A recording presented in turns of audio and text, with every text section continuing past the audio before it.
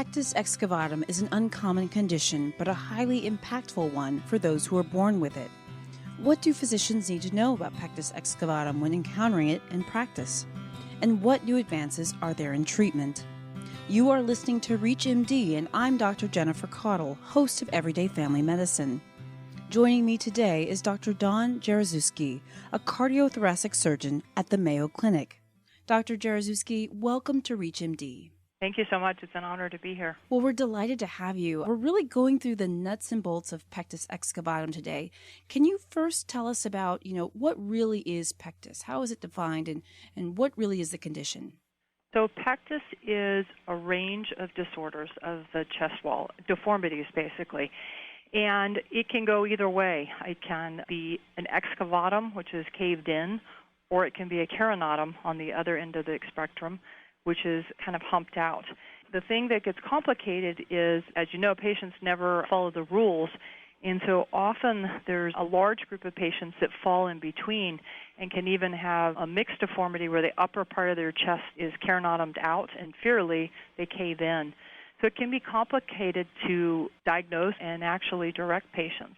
And I talk to a lot of physicians that are really not sure, exactly what does this patient have.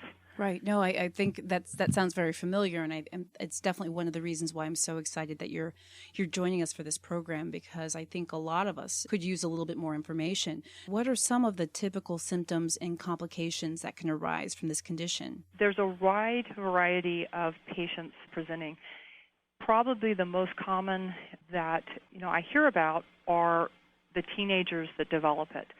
And some kids are actually born with it. There are babies, but the majority of people will develop both excavatum and carinatum as they get into their rapid growth years, 7, 8, 9, and into their teens.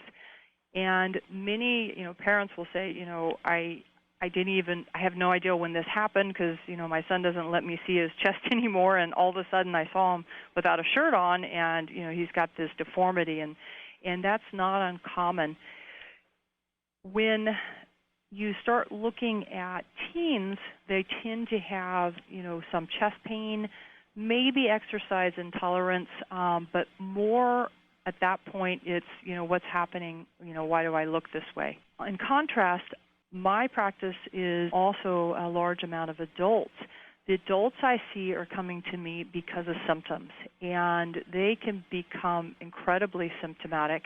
Most of them have a story that, I never had a problem. I had the deformity. I was, did all kinds of exercise. But in the past decade, I don't know if it's just because I'm getting old, but, I've become intolerant to exercise. I used to, run. Now I can't run more than a couple of blocks. I get very tachycardic. I have chest discomfort, chest pain. A lot of them have had extensive cardiac workups for chest pain, and symptoms of angina. There is kind of an anxiety component that can feed into it too, where they'll say, I'm starting to feel anxious. I feel like I'm suffocating. I can't breathe when I try to exercise or when I lay in certain positions. And, these symptoms are tending to be progressive. It's getting worse and worse. And I thought I try yoga or laying off it, and this year is worse than last year was. And so I think the adult population is a very interesting preview of what happens to patients if they don't get fixed. Right. Well, that's very interesting. How many people are affected by pectus? Well, if you look at the textbook, the answer for that is 1 in 300 to 400 Caucasian men. So it is reportedly much more common in men and in white men. It's also, the excavatum component is 4 times more common than the carinatum. But there is, a wide spectrum of mixed deformities in between those two. I think, too, that probably women are underdiagnosed. I know that about 30% actually of the women that I see as adults have had implants placed that cover the defect or developed breast tissue during their teen years and really never realized that they have an excavatum. Before we get into how the condition is treated, as a primary care doctor, would I be able to tell how severe a pectus is if I saw a patient walking through the door? And is this something that with referrals, is this something I should be referring right away? Or, what are some things that we need to keep in mind before we discuss the treatment? A couple of things. It's very deceiving what the deformity looks like on the outside versus what's happening on the inside of the patient. I'm speaking mostly to the excavatum because those are generally the much more symptomatic and treatable patient group. So when you see a defect that looks deep, it may not be creating cardiac compression. And that's probably the main problem with the Pectus excavatum is when the depth of the deformity compresses the right heart. It can change outflow. It can back up blood into the hepatic veins. It can make patients extremely symptomatic. The defect that is round and bowl, it may actually be to the side of the heart so that the heart's shifted over and not being affected. I've seen patients that have wide, flat chest that you look at and you go, well, they kind of look like they have an excavatum. But when you get a CT scan and an echo, the whole right side of their heart is compressed and the flow is significantly decreased. So I think what the patient's symptoms are, the history, the progression of symptoms, anything that explains or leads you to worry about cardiac output, endurance type things. So kind of the classic pectus complaint is I can do a short sprint, but if I need to do anything further than that, I just can't do it. I fall out. And if you think about cardiac output, it's two components. It's heart rate, stroke volume. So the pectus patient, they start exercising, they become very tachycardic, and they increase their output with tachycardia, but they can't get volume because the heart can't expand to increase the stroke volume. So they drop off when everybody else keeps going. And it's a very clear pattern, both on cardiopulmonary exercise VO2 testing, but also in the description of patients. I think the decision to work up or to refer a patient is based on symptoms and then also on their request. I think that there are a lot of patients that feel that how they look is a problem or they feel like they're significant, and those are issues that need to be addressed too. In my own practice, I had a teenager who took a shotgun and shot himself in the chest before I could fix him because he was being bullied by the way he looks. And I think we can't discount what's a visible deformity in this patient population. That's so sad to hear. It's understandable, not only the physiological changes that a patient can experience with pectus, but also, the psychological impact that it can have. And I think that's a really good reminder for us to be mindful and to pay attention to these things. If you are just tuning in, you are listening to Everyday Family Medicine on ReachMD. I'm your host, Dr. Jennifer Caudle, and I'm speaking with Dr. Dawn Jaroszewski, a cardiothoracic surgeon at the Mayo Clinic. So let's talk a little bit about treatment now. Can you first talk about how is pectus treated? There are several different options. One that I think is very interesting and lends itself to referring patients early is called the vacuum bell. So the vacuum bell was FDA approved for the U.S. In the past year, and it is basically a pressurized suction cup that is worn an hour to 2 hours a day on the chest that can pull up and correct the defect in young children as they're growing. There is a certain element of family hereditary in this, not 100%, but about 20-25% of patients will have family members. And it's very interesting because a lot of the parents, father or mother I've operated on, and now their kids are showing up with it, and we're sending them for this vacuum therapy to try to prevent them from developing a severe defect and needing surgery as an adult. So I think that's a very exciting new treatment that's out there. For kind of the majority of the patients presenting in their teen years, mid to late teen years, and adult years, their options end up being surgical. And the kind of old-fashioned, what they called ravage, which was a big incision that we went in and cut out cartilage and rewired the chest That has fallen by the wayside, and most patients now can be treated with basically braces. And they're stainless steel bars that we put inside the chest with a camera. They're left in for 3 years, and then those bars are removed. And the patients do very well. They have excellent cosmetic results. From a cardiopulmonary standpoint, they improve significantly. You can see very abnormal patients that are, testing before surgery completely normalize. And so it's a very rewarding procedure. That's so interesting. How would you choose one particular procedure over the other? And what determines which procedure is chosen for which patient? Patients still have, a choice of what they want. And most of the older thoracic surgeons still offer the ravage procedure, the open. I did for many years, and now I will only do that procedure if someone has significantly asymmetric chest or is so deep and fixed that it's not possible to do them with just the braces. I think the disadvantage of the ravage is you create a fixed chest wall. The ossification and potential issues of not healing, malunion, are significant, and that's part of why I no longer do the procedure when, unless absolutely necessary.